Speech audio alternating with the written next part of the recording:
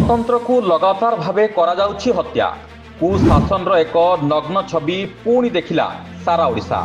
विधानसभा रे BJP BJD मिसी पारित कले आईन। विधेयक वितर्क रे भाग नेबा पई कांग्रेस को मिलिला नाही सुजोग। पूर्व सरकार रे जहा हेउथिला ताकू कमा फुलस्टॉप सह उतारिबारे व्यस्त भारतीय जनता पार्टी। पूर्वर बीजेडी सरकार मध्य विरोधी दल को बाद दे अनेक विधेयक पारि हेबार नजीर रही। चलित थर सरकार बदलिथिले मध्य समान पंथा को आपणैछंती नुआ सरकार। बजेट अधिवेशन शेष दिन में राति अधिया चलिला विधानसभा। एपटे कांग्रेस विधायकों को गृहरु सस्पेंड आଳରେ विभिन्न गुरुत्वपूर्ण बिल आलोचन रे सामिल भी करागला नहीं। बरं बीजेपी बीजेडी मिसी सबु बिल को पारित करदेले।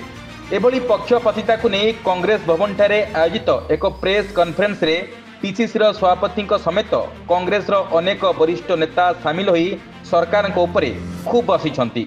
प्रेसमिट रे राज्य रे महिला निर्यातना बढ़ुवा नहीं उद्वेग प्रकाश पाइबा सहित राज्य रे केते मात्रा रे नाबालिका गर्भवती होइछंती बोली सरकार को प्रश्न करिछंती विरोधी दल नेता Ramchandra काड़ाम।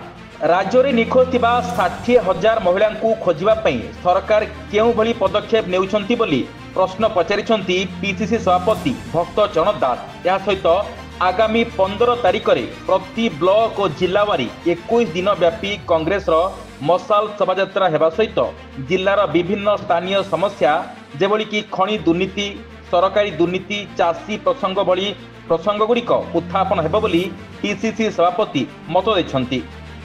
Bureau report news alert 24x7।